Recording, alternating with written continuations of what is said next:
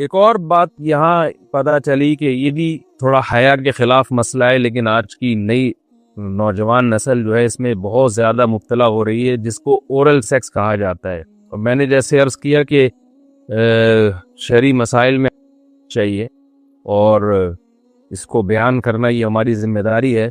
تو یہ چیز بھی انگریزی فلموں سے اور فحش فلموں سے ہماری نئی نسل میں بہت تیزی سے سرایت کر رہی ہے، اور لوگ اس بارے میں علماء سے بہت زیادہ مسائل پوچھتے ہیں، خواتین بھی پوچھتی ہیں جو اس میں مبتلا ہے.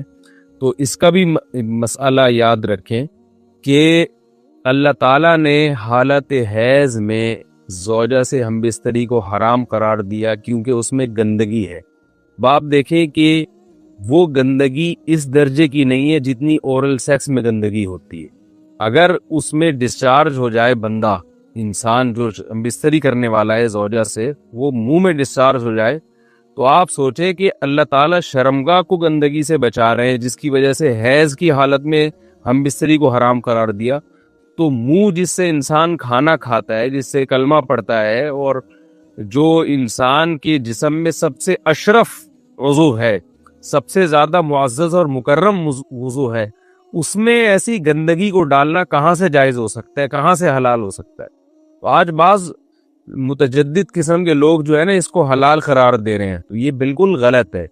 تو یہ بات خوب ذہن میں رکھیں کہ اورل سیکس کے ذریعے اپنی خواہش کو پورا کرنا اس طور پر کہ ڈسچارج ہو جائے انسان عورت کے منہ میں، بیوی کے منہ میں، یہ بالکل حرام ہے، بالکل ناجائز ہے. کیونکہ منی ایک غلیظ اور ناپاک اور گندگی ہے اور ناپاک اور نجس چیز ہے. بعض حضرات یہ کہتے ہیں کہ منی پاک ہے، مگر یاد رکھیں منی کے پاک ہونے کے دلائل مضبوط نہیں ہیں، منی کے ناپاک ہونے کے دلائل بہت مضبوط ہیں. سب سے پہلی دلیل قرآن مجید میں آتا ہے الم نخلقکم من ماء مہین، ہم نے تمہیں غلیظ اور پلید پانی سے پیدا کیا ہے، ذلیل پانی سے پیدا کیا ہے. تو اس میں بھی اشارہ ہے کہ منی ناپاک چیز ہے. دوسری بات یہ کہ حدیث میں آتا ہے کہ کنت افرق المنی من ثوب رسول اللہ صلی اللہ علیہ وسلم ثم یصلی فیہ. حضرت عائشہ رضی اللہ تعالی عنہ فرماتی ہیں کہ رسول اللہ صلی اللہ علیہ وسلم کے کپڑوں پر اگر منی لگی ہوتی تھی، صحیح بخاری کی حدیث ہے، میں اس کو کھرچ کے صاف کرتی تھی، پھر آپ صلی اللہ علیہ وسلم اس میں نماز پڑھا کرتے تھے. اب بعض حضرات نے یہاں سے استدلال کیا ہے کہ منی اگر ناپاک ہوتی تو حضرت عائشہ اس کو دھوتی، کھرچ کے صاف کرنا اس کی علامت ہے کہ منی پاک ہے. لیکن یہ بات غلط ہے. اگر منی پاک ہوتی تو حضرت عائشہ کو کھرچنے کی ضرورت نہیں تھی. بات یہ ہے کہ وہ نجاست جس کا ایک باقاعدی جسم ہوتا ہے اور وہ کھرچ کے جسم سے یا کپڑوں سے الگ ہو سکتی ہے، تو اس نجاست کو پاک کرنے کا طریقہ یہ ہے کہ اس کو کھرچ دیا جائے. ناپاک تھی تبھی تو حضرت عائشہ رضی اللہ تعالی عنہ اس کو باقاعدہ کھرچ رہی ہیں اور دور کر رہی ہیں. اور گیلی منی کو یہ ثابت ہے کہ حضرت عائشہ رضی اللہ تعالی عنہ آپ صلی اللہ علیہ وسلم کے کپڑوں سے دھویا کرتی تھی اور آپ صلی اللہ علیہ وسلم اس میں نماز پڑھا کرتے تھے. حضرت عمر رضی اللہ تعالی عنہ کے دور میں کسی شخص کو احتلام ہوا تو اس نے اپنے پورے جو ہے نا وہ کپڑے دھوئے، تو حضرت عمر نے اس کو منع کیا، فرمایا کہ اتنا کافی تھا کہ اس جگہ کو تم دھو لیتے. تو اس میں بھی حضرت عمر اس کو باقاعدہ دھونے کا حکم دے رہے ہیں. کسی بھی صحابی نے اعتراض نہیں کیا کہ یار یا امیر المومنین آپ ان کو دھونے کا حکم کیوں دے رہے ہیں، منی تو پاک ہے. تو منی کے جو ناپاک ہونے کے دلائل ہیں وہ بہت مضبوط ہیں. باقی اس کو جو کھرچنے کا حکم ہے وہ اس لیے کہ منی کے پاک جو اگر خشک ہو جائے تو وہ کھرچ کے بھی پاک ہو جاتی ہے، اس کو پھر دھونا ضروری نہیں ہوتا. اس کی مثال ایسے جیسے حدیث میں آتا ہے، صحابہ کرام فرماتے ہیں کہ ہمارے تلواروں میں دشمن کا خون لگا ہوتا تھا تو ہم اس کو زمین پہ اچھی طرح رگڑ کے اسی کو لٹکا کے نماز پڑھتے تھے. تو دیکھیں خون بھی ایسی چیز ہے کہ جو سوکھنے کے بعد اس کی ایک پاپڑی سی جم جاتی ہے. تو حالانکہ خون کو بھی ناپاک مانا جاتا ہے، جمہور علماء کے ہاں خون ناپاک چیز ہے، لیکن صحابی کیا کر رہے ہیں، اس کو رگڑ کے زمین پہ اور جو اس کو اچھی طرح رگڑ کے جب اس کا اثر زائل ہو گیا تو اسی کو لٹکا کے نماز پڑھ رہے ہیں. تو جیسے خون ناپاک ہونے کے باوجود رگڑنے سے پاک ہو جاتا ہے، اگر کسی ایسی چیز پہ لگا ہو جو لوہے یا ایسی سخت چیز پہ، تو ایسے ہی منی اگر کپڑوں پہ لگی ہو، خشک ہو جائے، تو اس کو اچھی طرح جب کھرچ دیا جائے تو وہ پاک ہو جاتی ہے، لیکن اس سے یہ ثابت نہیں ہوتا کہ منی پہلے سے ہی پاک ہے۔ ایک اور دلیل منی کے ناپاک ہونے کی یہ ہے کہ جو مدی ہے، ٹرانسپیرنٹ پانی جو مرد کے جسم سے نکلتا ہے، وہ اگر جسم سے نکل جائے تو غسل فرض ہو جاتا وضو فرض ہو جاتا ہے، اور منی نکل جائے تو غسل فرض ہوتا ہے۔ اب یہ کیسی بات ہے کہ مدی کے نکلنے سے جس سے وضو فرض ہو رہا ہے وہ تو ناپاک ہے، اور منی نکلنے سے جب غسل فرض ہو رہا ہے بڑی والی طہارت، تو اس کو ہم پاک قرار دیں۔ اس لیے امام ابو حنیفہ رحمہ اللہ تعالیٰ کا مذہب منی کے بارے میں کہ یہ نجاست غلیظہ ہے، اور امام مالک کا بھی یہی مذہب ہے۔ یہ مذہب بہت دلائل کے لحاظ سے قوی ہے، تو اس لیے عورت کے منہ میں ڈسچارج ہونا یہ بالکل حرام ہے، ناجائز ہے، گندگی ہے، اسلام میں اس کی قطعاً اجازت نہیں ہے۔ اور اگر ان ائمہ کا مذہب لیا جائے جو منی کو پاک سمجھتے ہیں، اس لیے میں یہ عرض کر رہا ہوں کہ بعض حضرات نے اس پہ فتویٰ دیا ہے کہ یہ چونکہ پاک ہے لہذا اگر یعنی کوئی شخص منہ میں بھی ڈسچارج ہو جائے تو یہ بھی جائز ہے۔ یہ 100% غلط فتویٰ ہے، اس لیے کہ جو حضرات اس کو پاک کہتے ہیں وہ بھی اس کو خبائث میں داخل کرتے ہیں، حرام چیزوں میں داخل کرتے ہیں۔ اس کا کھانا یا اس کا منہ میں ڈالنا وہ بھی جائز نہیں کہتے، تو اس لحاظ سے بھی یہ ناجائز ہے اور بہت ساری بیماریوں کا ذریعہ بھی ہے۔ دوسرا مسئلہ یہ ہے کہ اگر کوئی ڈسچارج نہیں ہوتا اورل سیکس کے ذریعے تو اس کا شرعی حکم کیا ہے؟ تو اس کا حکم یہ ہے کہ یہ انتہائی سخت درجے کا مکروہ ہے، ناپسندیدہ عمل ہے، اور اس کے سخت درجے کے مکروہ اور حرام نہیں ہے لیکن بہت زیادہ ناپسندیدہ اور شریعت کے مزاج کے بالکل خلاف ہے، اور اسلامی کلچر میں اس کا کوئی تصور نہیں تھا۔ یہی وجہ ہے کہ فقہاء کرام کے ہاں اس چیز کا تذکرہ بہت ہی محدود پیمانے پر ملتا ہے۔ یہ اس کی علامت ہے کہ مسلمان معاشرہ اس چیز سے بالکل بھی واقف نہیں تھا کہ یہ کیا ہوتا ہے۔ تو یہ چیز غیروں سے آئی ہے، غیر مسلموں سے ہمارے معاشرے میں، جو ان کی موویز دیکھ دیکھ کے، فوش فلمیں دیکھ دیکھ کے نوجوانوں میں اس چیز نے سرایت کیا، ورنہ یہ انسان طبی طور پر اس عمل سے بہت زیادہ نفرت کرتا ہے۔ کوئی بھی شریف و طبع آدمی ذہنی طور پر اس کے لیے تیار نہیں ہوگا۔ تو میں پھر بھی یہ کہہ رہا ہوں کہ بہرحال علماء اس کو ناجائز اور حرام نہیں سمجھتے، اس لیے کہ میاں بیوی ایک دوسرے سے جس طرح سے چاہیں استمتاع کر سکتے ہیں، لیکن سخت ناپسندیدہ بہرحال ہے اور مکروہ چیز ہے، اور اس قابل نہیں ہے کہ اس کی حوصلہ افزائی کی جائے۔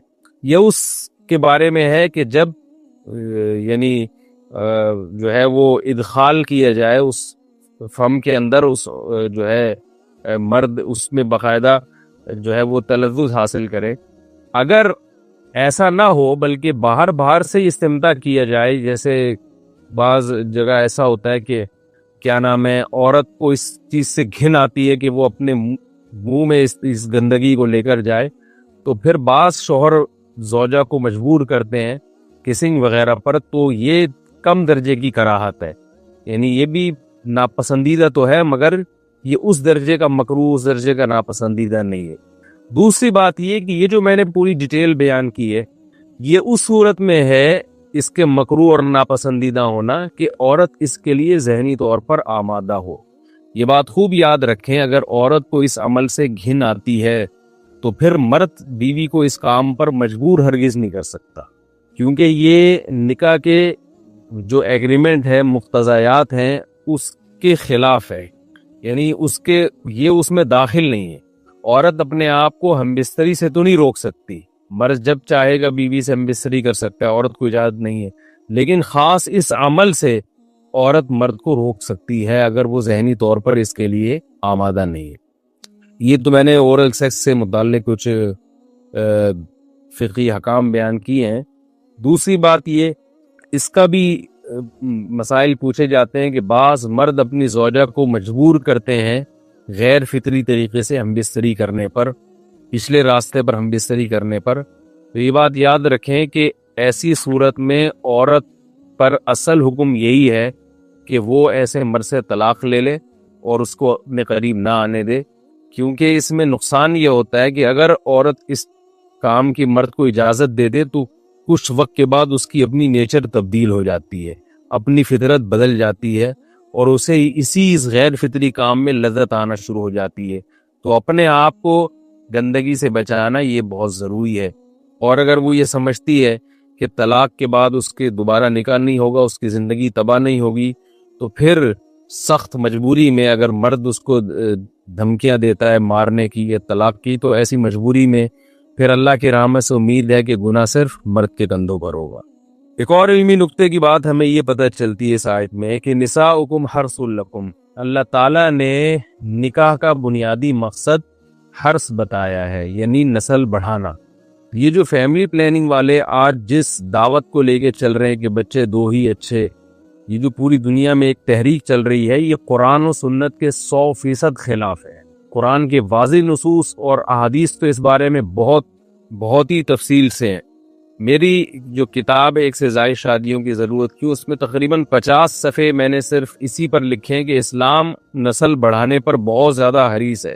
اسلام چاہتا ہے کہ مسلمانوں کی نسل بڑھے، اور اس پر جو لوگوں کے اعتراض ہوتے ہیں کہ رزق کی تنگی ہوگی، تربیت نہیں ہو سکے گی، اس تحریر میں ان تمام باتوں کے جوابات ہیں، تو وہ تحریر پڑھی جا سکتی ہے۔ چونکہ یہاں اس تفسیر میں اتنا زیادہ وقت نہیں ہے کہ میں اس 50 صفحوں کی تحریر کا خلاصہ آپ کے سامنے بیان کروں، اس خلاصے میں بھی اچھا خاصا وقت لگ جائے گا۔ تو یہ جو باتیں کی جاتی ہیں کہ رزق کم پڑ جائے گا اور جو ہے وہ لوگ بھوکے مرنا شروع ہو جائیں گے اگر نسل بڑھے گی، یا بعض دفعہ یہ کہا جاتا ہے بچوں کی صحیح طرح سے تربیت نہیں ہو سکے گی، یہ سب غلط باتیں ہیں۔ یہ اس کو کہتے ہیں نقطہ بعد الوقوع، کہ ایک کام الٹا پہلے ہم نے کر لیا ہے، اب اس غلط کام کو صحیح کرنے کے لیے ہم بہانے تلاش کر رہے ہیں۔ تو یہ نسل مسلمانوں میں جو کم ہوئی ہے اس لیے نہیں ہوئی ہے کہ بچوں کی تربیت نہیں ہو رہی تھی، بلکہ یہ میڈیا کے ذریعے جو پروپیگنڈا ہوا ہے، اس پروپیگنڈے سے متاثر ہو کر 2 بچوں والی پالیسی پر لوگ آ رہے ہیں۔ اب جب آ رہے ہیں تو اس کے پھر جو ہے نا وہ اس کو صحیح کرنے کے، اپنے غلط کام کو صحیح کرنے کے لیے بہانے تلاش کیے جا رہے ہیں کہ بھئی تربیت نہیں ہو سکتی یا اس آمدن میں ہم گزارا نہیں کر سکتے۔ تو یہ سارے دلائل کا جواب آپ کو میری انشاءاللہ اس تحریر میں ملے گا۔ بہرحال ہم چونکہ مسلمان ہیں، قرآن کو مانتے ہیں، سارے دلائل ایک طرف اور قرآن و سنت ایک طرف، جب اللہ تعالیٰ نے ہمیں بتا دیا کہ نساؤکم حرث لکم، عورت کا بنیادی مقصد دیگر جیسے بہت سارے مقاصد ہیں، ان میں بہت بڑا مقصد کیا ہے کہ وہ نسل بڑھانے کا ذریعہ بنتی ہے، تو اس سے ہم بستری بھی اسی نیت سے ہونی چاہیے کہ تمہارے ہاں اولاد پیدا ہو، نہ یہ کہ اس نیت سے ہو کہ اولاد کو تم روکو۔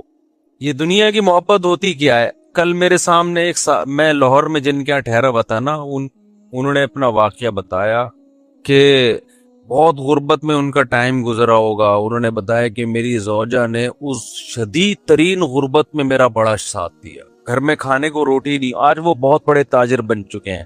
مجھے بڑا اچھا لگا یار، کوئی بیوی اتنا ساتھ دے رہی ہے غربت میں۔ کہہ رہے ہیں ایسا بھی ہوتا تھا کہ صرف روٹی ہے، اس کے ساتھ گھر میں سالن بھی نہیں ہے، تو یہاں تک نوبت آئی، کچھ بھی نہیں ہے، لیکن گھر والی نے کیا دیا؟ ایسا نہیں ہو کہ جیسے آج بعض خواتین جو بیان نہیں سن رہی، فوراً بھئی شوہر غریب ہو گیا تو خلا لے کے نکل لو پتلی گلی سے۔ اسی میں بچے بھی دڑا دڑ پیدا ہو رہے، اسی غربت میں بچے بھی کیا ہو رہے ہیں؟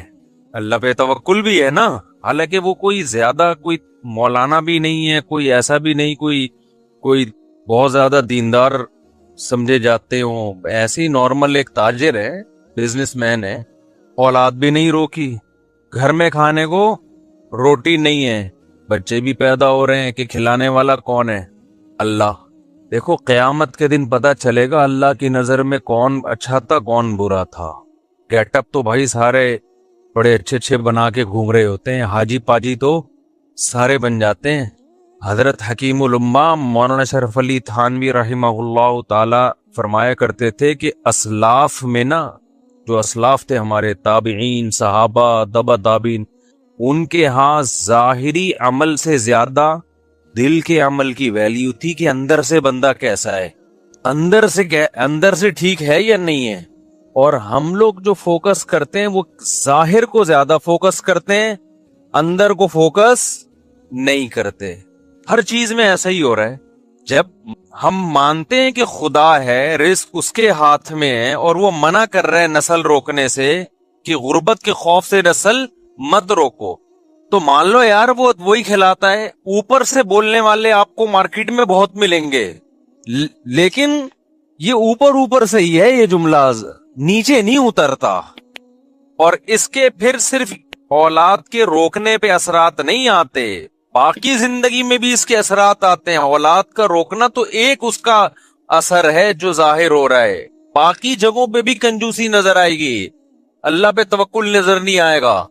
کیونکہ جب توکل نہیں ہے تو پھر کہیں بھی نہیں ہوتا، ہوتا ہے تو سب جگہ ہوتا ہے. سمجھتا نہیں ہے نا بات کو. تو انہوں نے مجھے بتایا کہ میرے ایسے حالات تھے اور اس طرح بچے بھی پیدا ہو رہے ہیں، بیوی بھی نہ نسل روک رہی ہے اور ساتھ تیری. اور اس غربت میں کہتے ہیں جب پیسہ آنا شروع ہوا، بہت محنت کی انہوں نے، تو بیوی کیا کہہ رہی ہے، آپ کے بھائی غریب ہیں، آپ ان کو سپورٹ کریں. میں نے کہا یار ایسی خاندانی بھابھی، یار ایسی خاندانی عورتیں مارکیٹ میں مرد نہیں ہیں. عورتیں کہیں ہماری برائی کر رہے ہیں، مرد کون سا ایسا خاندانی ہے؟ مثال دے رہا ہوں میں، ان کی تو بیگم ایسی خاندانی تھی نا. کہہ رہے ذرا سے پیسے آنا شروع ہوئے تو میرے بھائی سارے غریب تھے، تو میری گھر والی نے کہا کہ آپ کیا کریں، ان کو سپورٹ کریں. کہہ رہے میں نے ان کو سپورٹ کرنا شروع کیا، سب کو کاروبار میں لگایا، زمینیں لے کے دی. آج اللہ نے اچھا بچے بھی سارے، اب جب پیسہ آیا تو جیسے جیسے بچے بڑے ہوتے گئے سارے بڑی بڑی یونیورسٹیوں میں ہی پڑھ رہے ہیں. کل رات میں ان کے بچوں کے ساتھ ہی بیٹھا ہوا تھا، ہم 3 ساڑھے 3 بجے جا کے، بلکہ میرا فجر کی اذان ہو گئی تھی، بیٹھا ہوا تھا. مجھے ایسا اچھا لگ رہا تھا ان کے ساتھ. وہ بچوں کی باتیں بھی بڑی ٹائٹ، بڑی بڑی یونیورسٹیوں میں پڑھ رہے ہیں اور مسائل کیا پوچھ رہے ہیں، سارے دین کے مسائل کے، اپنے دین کی ہم یونیورسٹی میں حفاظت کیسے کریں، لڑکیوں سے میل جول سے کیسے بچیں ہم. تو میں نے کہا یار ایجوکیشن میں بھی آگے ہیں، اخلاقیات میں بھی تربیت بھی ہو گئی، پیڑ بھی بھر گیا اور قد بھی ایسے لمبے لمبے تڑنگے سے نا، ایسے لمبے. تو میں اصل میں تو بچوں کے لیے نہیں بتا رہا تھا، اصل میں تو یہ کہ میں نے کہا یار اب دیکھو یہ خاتون ہے، شوہر سے کیسی وفا کر رہی ہے، گزارا کیا غربت میں، اس کے بعد جب پیسہ آنا شروع ہوا تو اس نے کہا بھئی جو میرے مقدر کا ہے وہ تو اللہ مجھے کھلا رہا ہے. کہ بیگم کا بیان کیا تھا، انہوں نے خود بتایا کہ جو میرے مقدر کا ہے اللہ مجھے، بھئی جب پیسہ آتا ہے تو گھر میں لائف سٹائل تو اچھا ہو ہی جاتا، تو ہمارا تو ہو ہی گیا نا بھئی، ہمیں تو اچھا مل رہا ہے، ایئر کنڈیشن بھی گھر میں لگ گیا، گھر بھی اچھا مل گیا. اب سپورٹ کس کو کریں؟ بھائیوں کو سپورٹ کریں. تو یہ کیا ہے، دل کیا ہے، دل میں حب دنیا بولو نا نہیں ہے، دل میں دنیا کی محبت نہیں ہے. دل میں دنیا کی محبت ہوتی نا، پہلے تو ان سے اولاد ہی پیدا نہیں ہونی تھی. کیونکہ یہ ہوس ہوتی ہے نا کہ سارا بچانا ہے ہم نے، مخلوق پہ خرچی کرنا. اور پھر جب یہ انسان اپنی اولاد نہیں پیدا کرتا کہ کھلانا پڑے گا، تو وہ شوہر کو مشورہ دے کہ دوسروں کی اولادوں پہ کھلاؤ. پھر انہوں نے بتایا کہ بہنوں کے ساتھ بھی تعاون اور وغیرہ وغیرہ، خاندان کے ساتھ بھی. اور مرد کا دل جب بیوی اس طرح کی باتیں کرے نا اتنا بڑا ہو جاتا ہے، وہ کہتا ہے یار میں پوری جائیدادیں اس کے نام کر کے جاؤں گا میں. یعنی مرد کا دل اتنا اللہ نے بڑا رکھا ہے. اگر آدمی کا بچہ ہو پاجامہ نہ ہو، پاجامے تو پھر مارکیٹ میں بہت گھوم رہے ہیں نا، انسان کا بچہ ہو نا تو وہ اتنا بڑا دل ہو جاتا ہے جب بیوی اس طرح کی باتیں کر رہی ہوتی ہے. تو آج کل تو ایک دوسرے کی دولت پہ نظر، شوہر بیوی کے مال پہ نظر رکھتا ہے، اس کو پوچھتا رہتا ہے تمہارے ابا کی وراثت گئی کہاں. اور بھائی یہ اس کا ہیڈیک ہے یار، اگر اس کو ملی بھی ہے تو تجھے کیا دلچسپی ہے کہ اس کے پاس بینک میں کتنے پیسے ہیں، اس کو ابا کی وراثت سے کیا ملا، تیرا لینا دینا نہیں ہے. تیری جو ذمہ داری ہے وہ تو نے پوری کرنی ہے نا. بھائی بیگم کروڑ پتی ہو یا ارب پتی ہو یا غریب ہو، آپ کے ذمہ جو نان نفقہ ہے، شریعت کہتی ہے اس نان نفقے کی کوالٹی اور کوانٹٹی پہ اس سے کوئی فرق نہیں پڑے گا. یہ اللہ نے عورت کو حق دیا ہے کہ اس کا ساری ذمہ داری کس پر ہے، شوہر پر ہے. چاہے وہ پیسہ ٹھیک ٹھاک ہو اس کے پاس، صرف ایک چیز پہ فرق پڑے گا کہ علاج اس کے پر ہوگا کہ اگر اس کے پاس پیسہ ہے تو پھر اس کے اپنے پیسوں سے اس پر علاج لازم ہوگا. لیکن ہماری سوسائٹی میں مرد یہ بھی کر لیتے ہیں کہ نہیں بھائی چلو علاج بھی میں ہی کروں گا، اور اچھی بات ہے، کر لینا چاہیے. تو یہ ہے حب دنیا. اور اس قسم کی عورت جو ہے تو اس کا مطلب اس کا دل دنیا کی محبت سے بولو پاک ہے. پیسہ اچھا سب کو لگتا ہے، ہوس نہیں ہے پیسہ اچھا لگنا برا نہیں ہے، تو سب کو لگتا ہے اچھا، کیونکہ اس سے نعمتیں ملتی ہیں. اللہ نے دولت کو اپنا فضل کہا ہے قرآن کریم میں، ہوس الگ چیز ہے اور پیسے کی چاہت الگ چیز ہے.